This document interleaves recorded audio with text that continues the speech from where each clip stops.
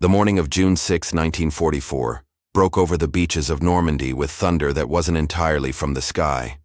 Thousands of Allied soldiers poured onto French soil, backed by an armada of steel and determination. Among the landing craft grinding onto Omaha Beach were dozens of M4 Sherman tanks, their diesel engines roaring defiance at the Atlantic wind. German defenders, dug into concrete bunkers overlooking the killing fields, prepared to unleash hell on what they assumed were just another wave of Allied armor. Good machines, perhaps, but nothing they hadn't faced before. What the Wehrmacht soldiers couldn't have known, what their intelligence officers had failed to detect, was that these American tanks carried a technological marvel that would fundamentally alter the nature of armored warfare: the SCR-508 radio system. The Sherman tank had already earned a reputation by mid-1944. British crews called them Ronsons after the cigarette lighter, because they lit first time every time, a dark joke about their tendency to catch fire when penetrated by German shells. The panzer crews on the eastern and western fronts had learned to respect the Sherman's reliability and numbers, even if they didn't fear its armor or main gun. German tank commanders operated with confidence born from superior vehicles like the Panther and Tiger, machines that could engage Shermans at distances where the American tanks couldn't effectively return fire. But the German military doctrine, despite its tactical sophistication, had overlooked something crucial in the evolution of mechanized combat. According to declassified U.S. Army Signal Corps documents from the National Archives, the SCR-508 frequency modulation radio represented a quantum leap in battlefield communications technology. While German tanks relied primarily on amplitude modulation systems that were susceptible to interference and interception, the American FM radios provided crystal-clear communication across multiple channels, with remarkable resistance to the static and noise that plagued AM systems. This technical distinction might sound mundane to the uninitiated, but on the chaotic landscape of armored warfare, it meant the difference between coordinated maneuver and isolated death. Lieutenant James Becker commanded a platoon of 5 Shermans attached to the 2nd Armored Division. As his tank, christened Iron Horse, clawed its way up the beach on that historic June morning, Becker's headset crackled with precise updates from his company commander, from infantry support units, from artillery observers, and from reconnaissance elements probing ahead. His German counterpart, Hauptmann Friedrich Steiner of the 21st Panzer Division, possessed a technically superior tank in his Panther, with its sloped armor and devastating 75mm high-velocity gun. But Steiner's radio could handle only one frequency at a time, and the constant interference from Allied jamming and atmospheric conditions meant his communications were fragmented at best. The technology gap represented more than just clearer conversations. Every Sherman tank commander, gunner, and driver could communicate seamlessly with their crew through the intercom system integrated with the SCR-508. They could coordinate with infantry, call for artillery support, receive intelligence updates, and execute complex tactical maneuvers in real time. The German crews, meanwhile, often relied on hand signals, colored flags, and intermittent radio messages that arrived garbled or too late to matter. The story of the SCR-508 radio system began not on European battlefields, but in the laboratories and engineering halls of American industry 3 years earlier. In 1941, as the United States military establishment frantically prepared for a war that seemed increasingly inevitable, the Signal Corps identified battlefield communications as a critical vulnerability.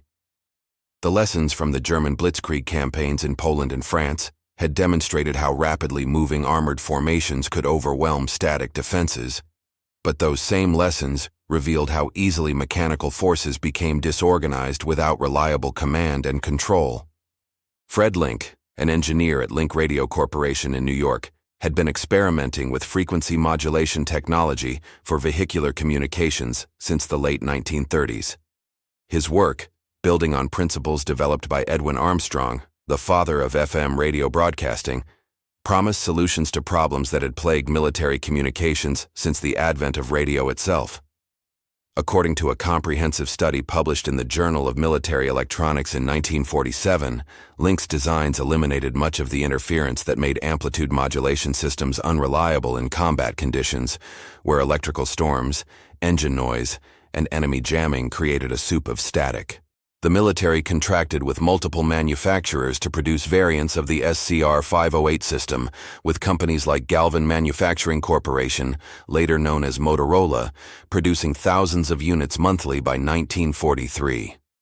Each radio set included a transmitter, receiver, and the revolutionary ability to operate on multiple preset frequencies, allowing commanders to switch channels instantly, depending on whether they needed to communicate with their platoon, company, battalion, or supporting arms. The units were ruggedized for the brutal environment inside a tank, where temperatures could swing from freezing to over 100 degrees Fahrenheit, where every movement brought bone-jarring shocks, and where combat damage could turn electronics into scrap metal. The German military had its own radio systems, certainly. The Funkgerät 5 radio used in most Wehrmacht tanks was a capable system for its time, and German doctrine emphasized radio discipline and efficient communications. But the Funkgerät operated on amplitude modulation and typically provided only single-channel capability in most combat vehicles. German tank commanders had to manually tune their radios to different frequencies, a time-consuming process during fluid combat situations. More critically, the German system's susceptibility to interference meant that as the electromagnetic warfare environment became more complex, with more radios, more jamming, more vehicles creating electrical noise, their communications degraded significantly. Staff Sergeant Michael Rodriguez, a radio operator in 3rd Armored Division, remembered the difference vividly decades later in interviews preserved by the Veterans History Project. "We could talk clear as a bell even in the middle of a firefight," Rodriguez recalled. "The intercom meant everyone in the crew knew what was happening. The platoon net meant we moved like one organism, not 5 separate tanks. When we needed artillery, I could switch to the fire support channel and have rounds incoming in under 2 minutes. The Germans, they were still good soldiers, good tankers, but they were fighting half-blind and half-deaf compared to us." The technical specifications tell part of the story. The SCR-508 operated in the 20 to 27.9 MHz range, provided 6 preset channels, and delivered 5 to 8 miles of reliable range in typical combat conditions. The hedgerows of Normandy, ancient earthen walls topped with thick vegetation that divided the French countryside into tiny fields, became a nightmare for Allied armor in the weeks following D-Day. Captain William Harrison's tank company discovered this on June 12, 1944, when they pushed inland from Carentan toward the village of St. Lo. The terrain nullified many advantages the Allies had counted on. Air superiority meant little when you couldn't see targets beneath the canopy. Numerical superiority was meaningless when you could only push a few tanks through narrow gaps at once. Harrison's Sherman Thunderbolt crept along a sunken lane barely wider than the tank itself. Wet earth rising 8 feet on either side, roots and branches creating a tunnel that seemed to swallow sound and light. His radio headset, however, connected him to a web of information that extended far beyond what his eyes could see. "Baker 2-1, this is Baker 6, Harrison transmitted on the platoon frequency. "What's your position?" "Baker 6, Baker 2-1 is approximately 50 yards behind your position, can see your antenna over the hedge." Lieutenant Thomas Winters responded instantly, his voice clear despite the rumble of engines. "I've got a clear line of retreat if things go sideways." That simple exchange would have been impossible for their German counterparts. Hauptmann Steiner's Panther Company, positioned in ambush positions around the approaches to St. Lo, operated under very different constraints.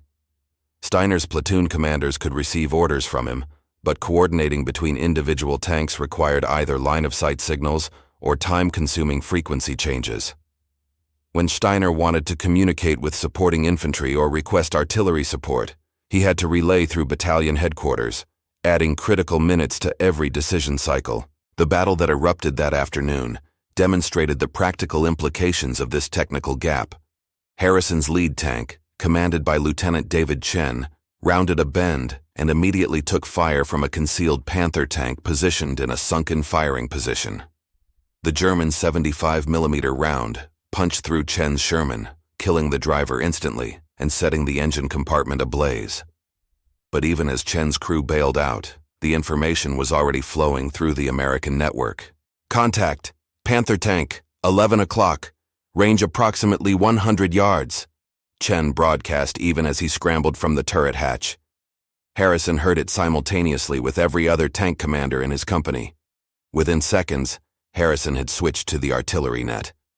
Fire mission, enemy armor, grid 2749er 3812, single Panther tank in defilade, request high explosive, over. According to after-action reports filed with 3rd Armored Division headquarters, artillery rounds were impacting near the German position within 90 seconds of Chen's initial contact report. Simultaneously, Harrison directed 2 of his platoons to maneuver around the hedgerows to flank positions while his remaining tanks laid suppressing fire. The German commander, despite having a superior tank in a prepared position, suddenly found himself facing coordinated fire from multiple directions. Steiner's Panther crew knocked out 2 more Shermans in the next 5 minutes. The Panther's gun and armor gave them lethal advantages in straight-up engagements. But the Germans couldn't coordinate their withdrawal effectively. When Steiner ordered his platoon to fall back to secondary positions, confusion over radio frequencies and interference from Allied jamming meant 2 of his tanks remained in place, unaware of the order. August 10, 1944 brought scorching heat to the fields of Normandy, but the temperature was nothing compared to the pressure closing around 15 German divisions trapped in what would become known as the Falaise Pocket. The Allied breakthrough at Avranches had unleashed Patton's Third Army into Brittany and beyond, while British and Canadian forces pressed from the north. The Wehrmacht's 7th Army and 5th Panzer Army found themselves being crushed in a steadily contracting pocket of territory around the town of Falaise. Major General Leonard Jarrow's 5th Corps was assigned to help seal the southern jaw of this trap, and his armored units would rely heavily on their communications advantage to execute one of the war's most complex armored maneuvers. Colonel Marcus Stevens commanded Combat Command Alpha of the 5th Armored Division, a task force built around tank battalions but including armored infantry, tank destroyers, artillery, and engineers. Over 3,000 men and hundreds of vehicles that needed to move across 20 miles of contested terrain, converge on designated positions, and hold against desperate German breakout attempts. Stevens established his command net using the SCR-508 system's multi-channel capability to create a layered communications architecture that military theorists would study for decades afterward. His command tank's radio array allowed him to monitor the battalion commander's net, communicate with division headquarters, coordinate with air support controllers, and even drop down to individual company frequencies when necessary. This real-time situational awareness let Stevens function less like a traditional regimental commander, bellowing orders, and more like a conductor orchestrating a complex symphony. The German forces attempting to break through Stevens' positions possessed no equivalent capability. General Major Kurt Meyer, commanding the 12th SS Panzer Division Hitler Youth, was among the most capable officers in the Wehrmacht. His division included battle-hardened veterans, Panther and Tiger tanks that outgunned American armor, and the desperate motivation of men fighting to escape encirclement. But Meyer's command and control system relied on motorcycle couriers for many critical communications, radio messages that had to be relayed through multiple headquarters, and telephone lines that Allied artillery severed within minutes of any engagement. According to U.S. Army records preserved at the National World War II Museum in New Orleans, the battles around the Falaise Gap demonstrated how technological advantages could overcome numerical and qualitative deficits in equipment.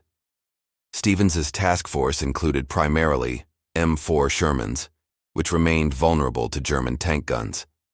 But on August 13th, when Meyer launched a major attack attempting to break through American lines near the village of Argentan, Stevens could coordinate his response with a speed and precision that negated much of the German advantage. "I could see the whole battlefield," Stevens wrote in his unpublished memoir years later. Not literally, of course. The terrain was rolling farmland broken by villages and woodland. But through the radio net, I knew where every one of my battalions was positioned, where the German attacks were developing, where my tank destroyers needed to reposition to meet threats.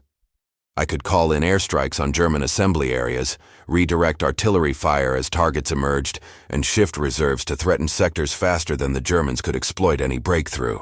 When Meyer's Panthers smashed through an infantry position held by one of Stevens' armored infantry companies, the American response was immediate and multi-layered. The morning of December 16, 1944, transformed the Ardennes forest from a quiet sector into hell's antechamber.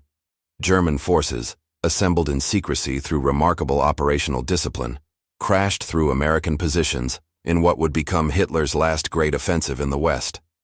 The initial assault shattered entire divisions, created chaos across a 50-mile front, and seemed to vindicate German tactical doctrine.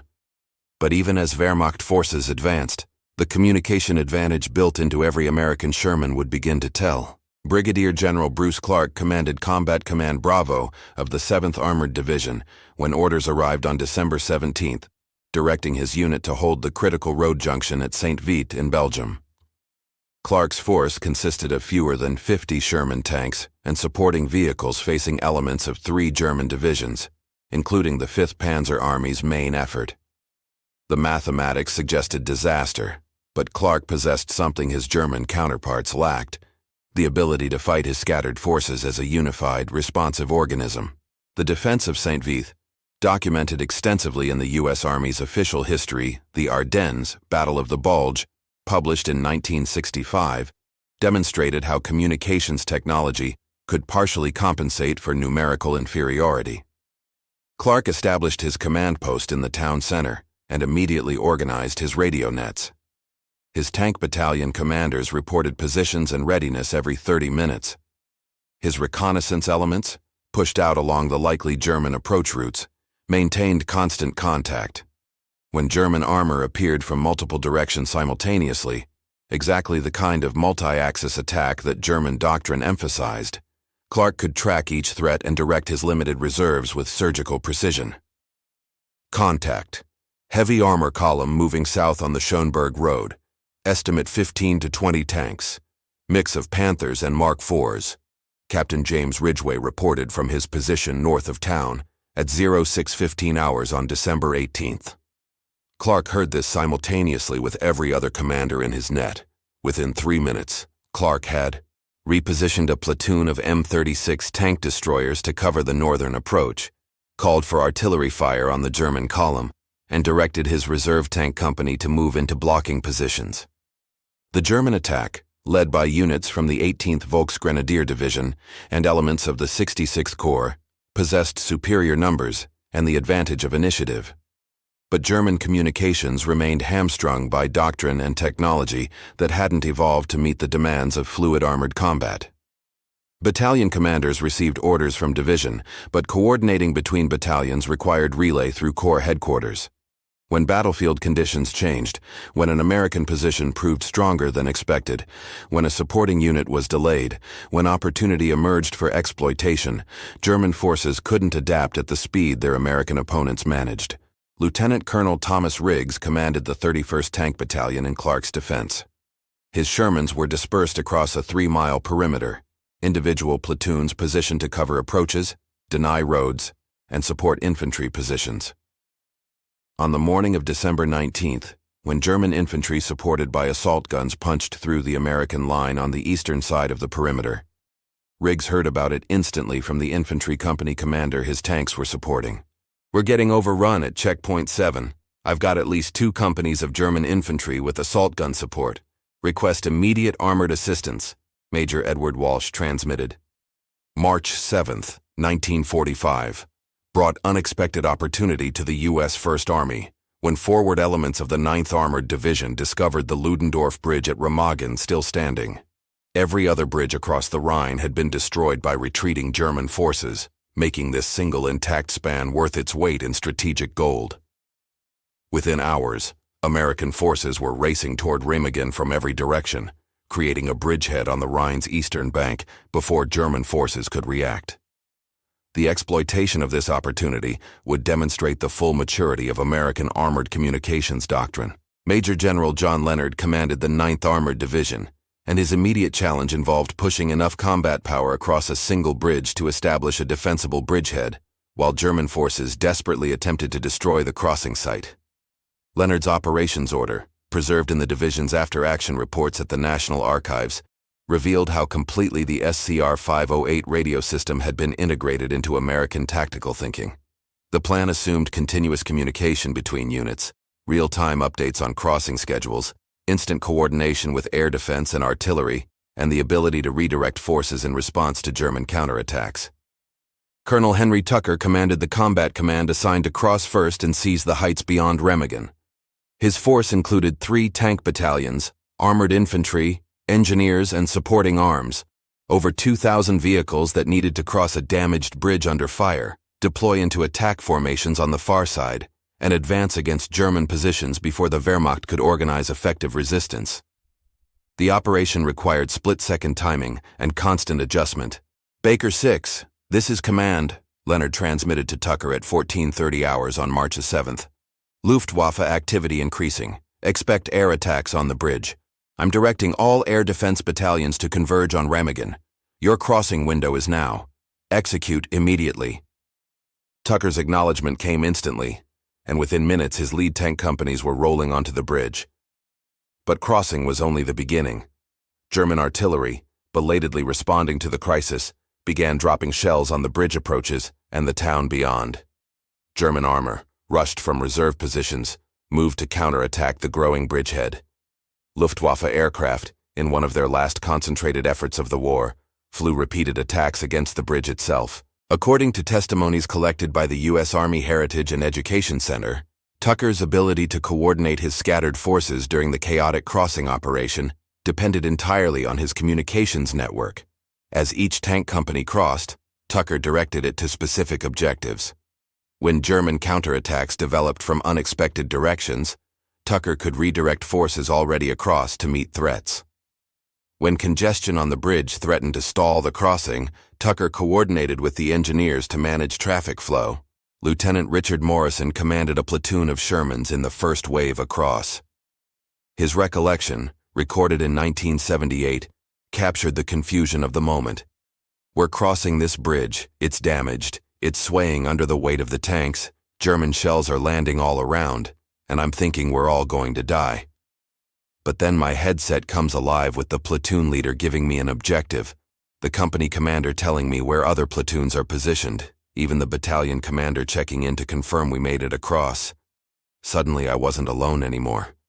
We were part of something organized." By late March 1945, some German intelligence officers had begun piecing together why American armored operations seemed to function with uncanny coordination.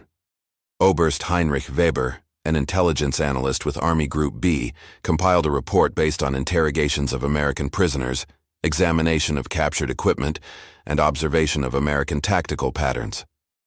His report, discovered in captured German military archives after the war, represented one of the first comprehensive German assessments of the Allied communications advantage. "The American armor units demonstrate a level of tactical coordination that cannot be explained by superior training or doctrine alone," Weber wrote.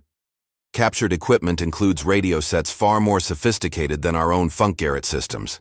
These devices appear to allow simultaneous communication on multiple frequencies, clear transmission even in adverse conditions, and integration of voice communication between crew members within individual tanks. The tactical implications are profound." Weber's report included technical analysis of captured SCR-508 units, though German engineers struggled to understand the full sophistication of the FM technology.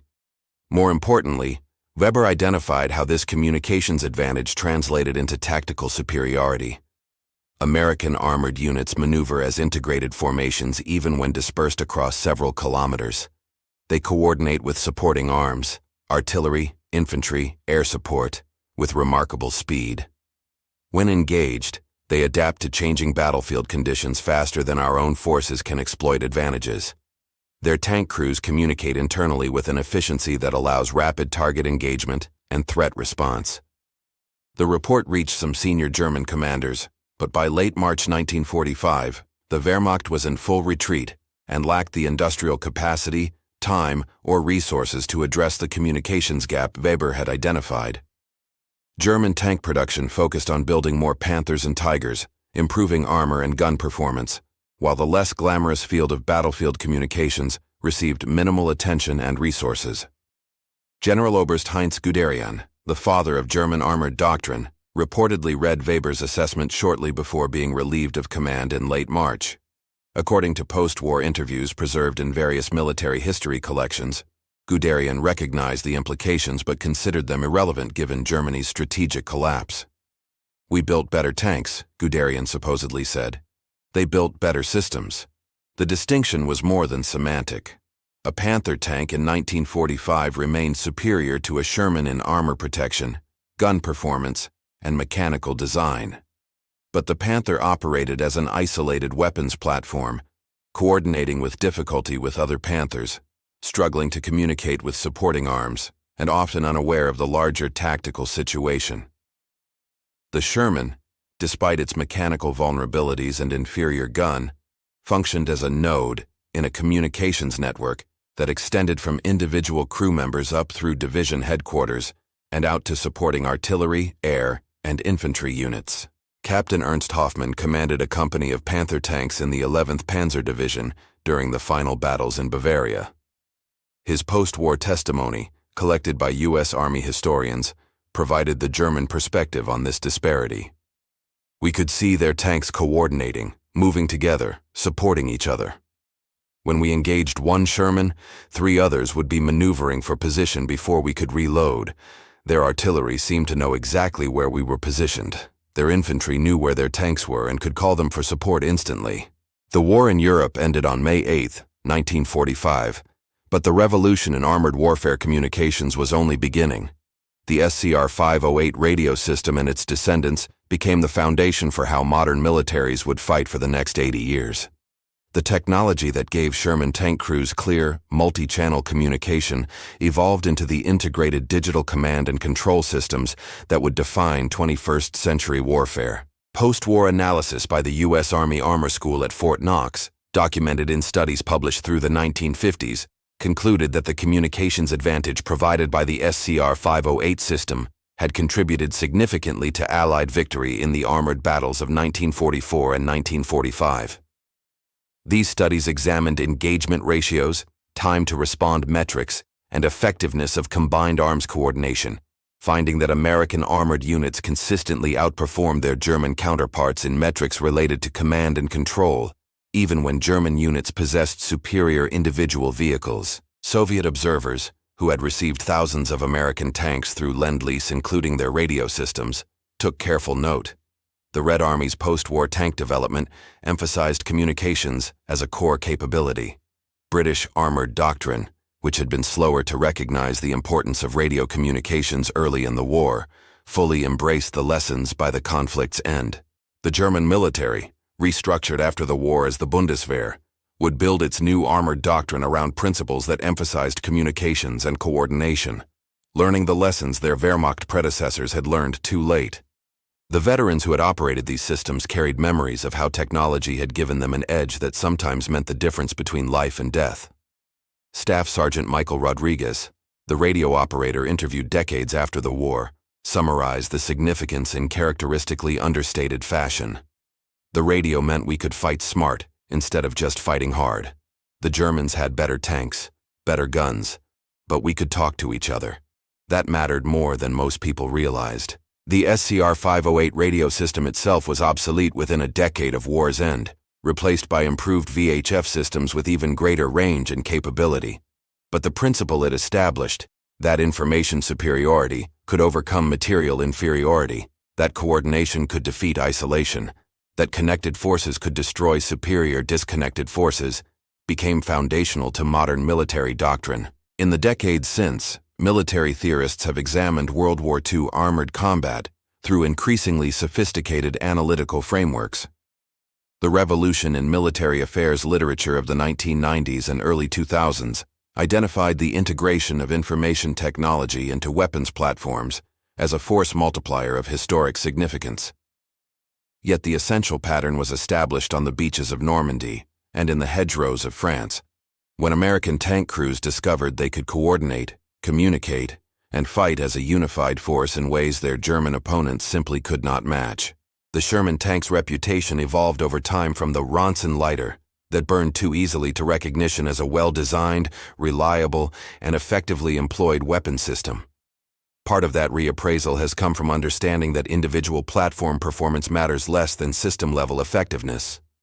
The German Panther might have been the better tank in isolation, but wars aren't fought by isolated vehicles. They're fought by integrated systems of combined arms. And in that systemic competition, the Americans had built a better system, powered in no small part by radios that German intelligence never fully understood until it was far too late.